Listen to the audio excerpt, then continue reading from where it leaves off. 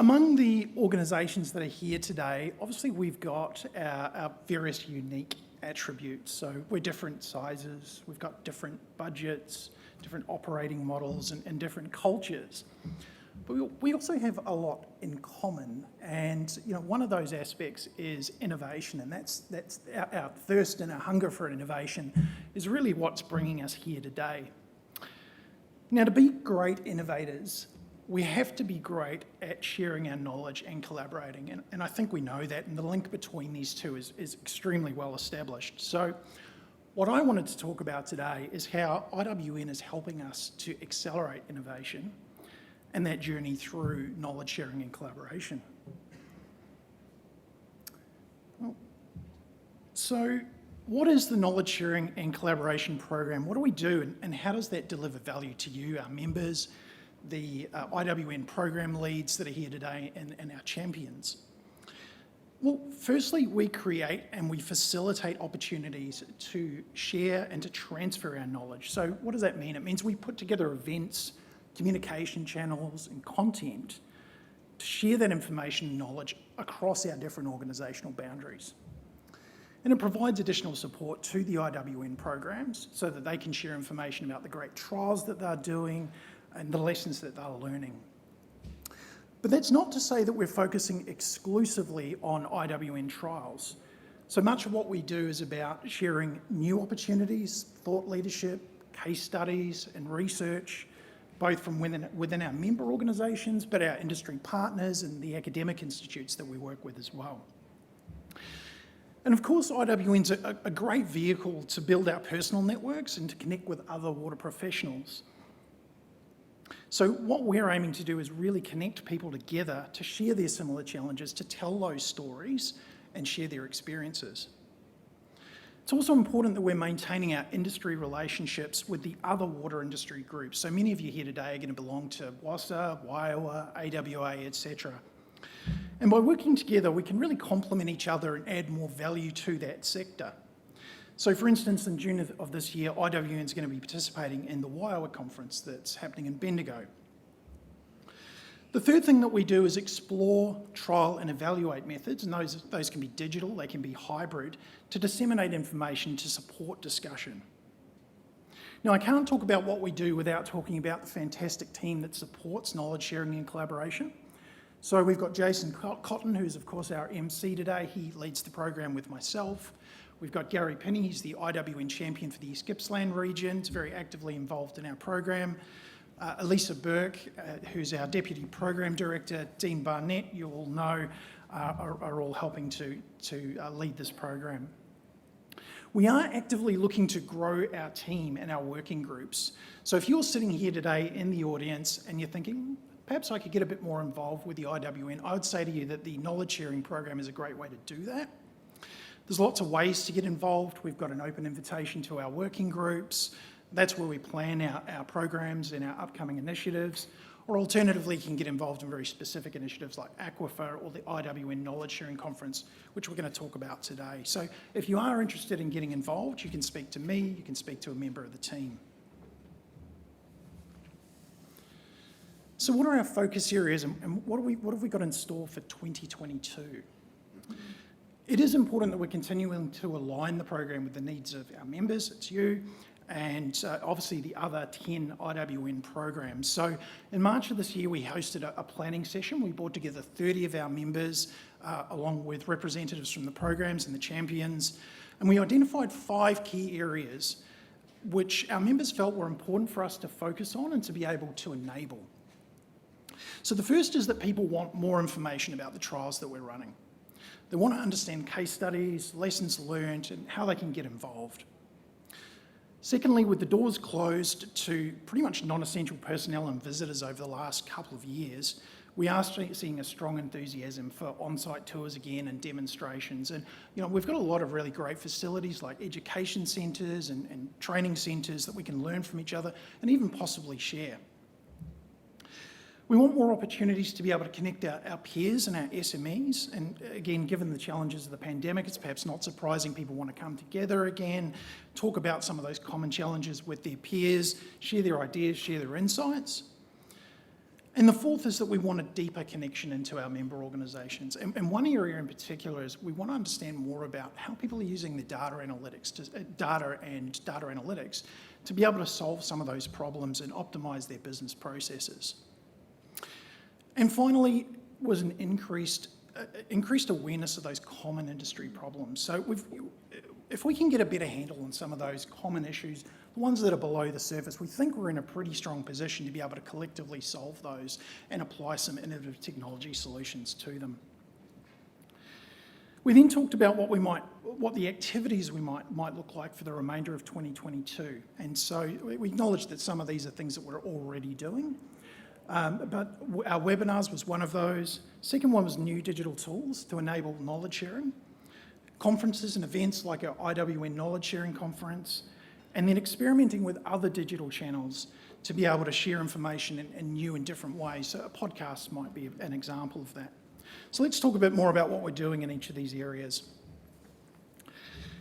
So in a recent survey, 72% of you told us that webinars were your preferred way of accessing information.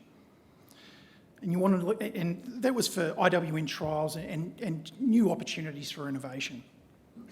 So we're producing a new webinar each month, and we've got all the recordings dating back to 2020 available on our Knowledge Hub that you can access today.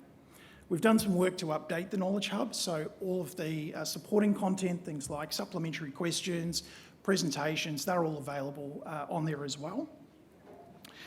And over the last 8 months, we've had a really strong focus on ensuring that we're maximising the value and effectiveness of this particular channel.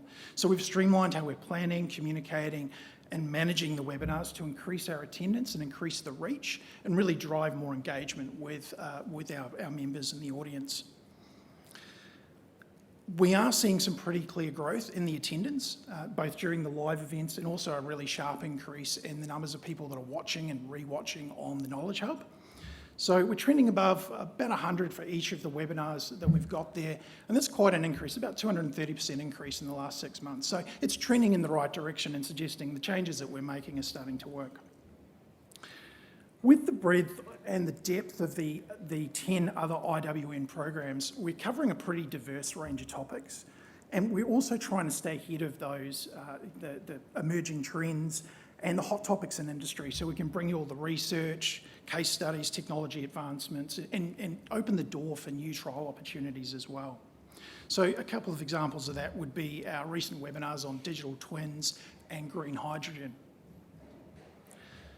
We want you to take advantage of the webinars. So we're always looking for new topics and new stories to share, and we've all got a story to tell. There's plenty of stories here that we could tell that benefit others.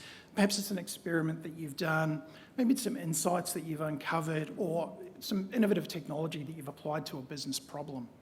So we're here to help you tell that story and share it with other people in our membership group. So we want to create more opportunities to share with each other, and we want to reduce the friction and effort associated with that.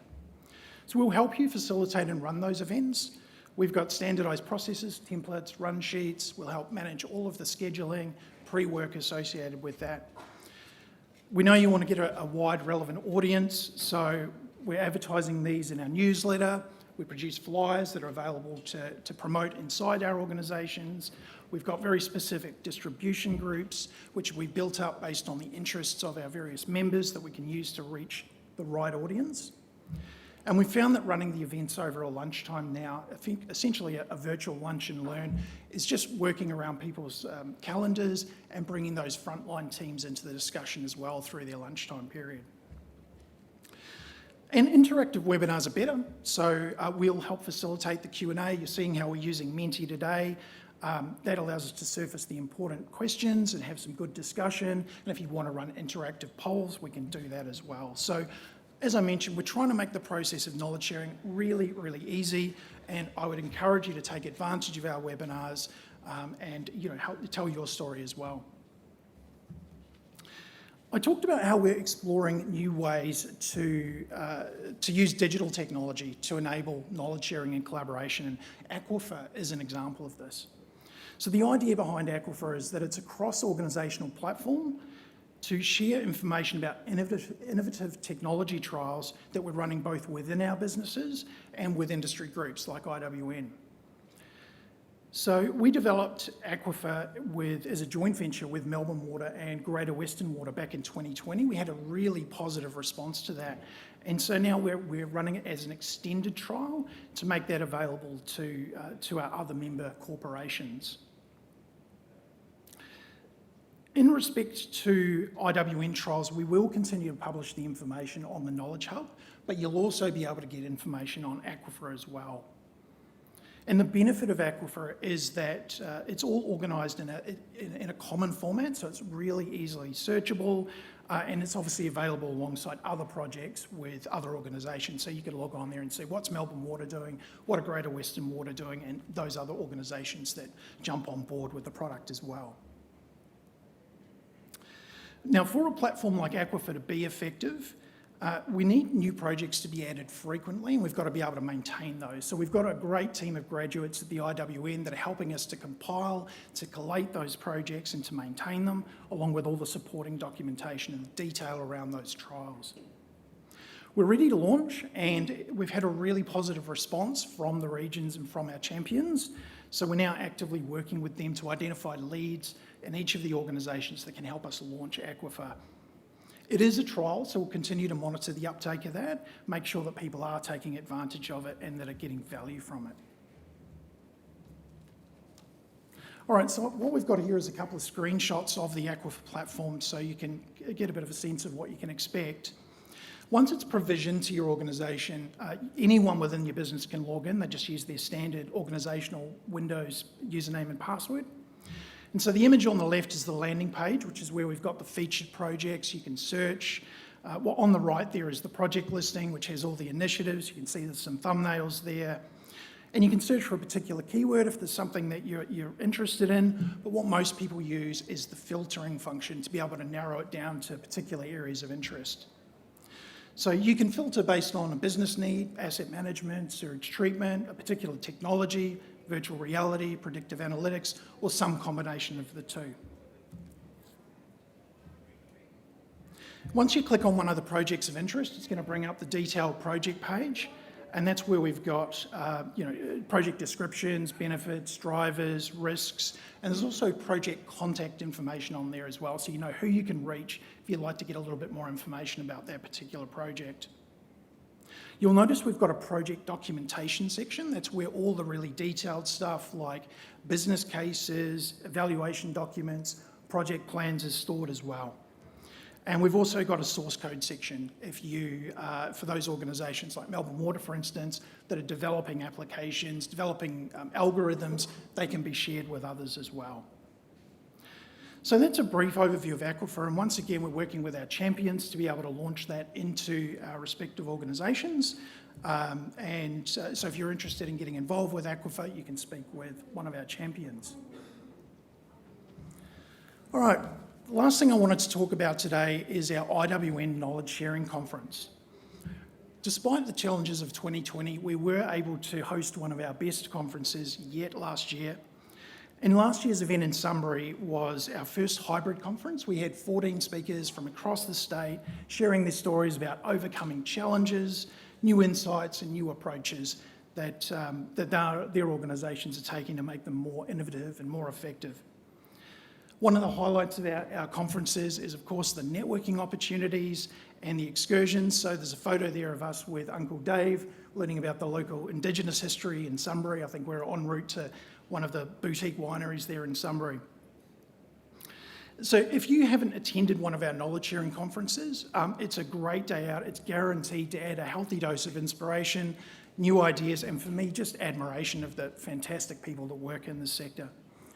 So I'm sure you're asking what is going to happen in 2022, and I can tell you that planning is underway for a knowledge sharing conference this year.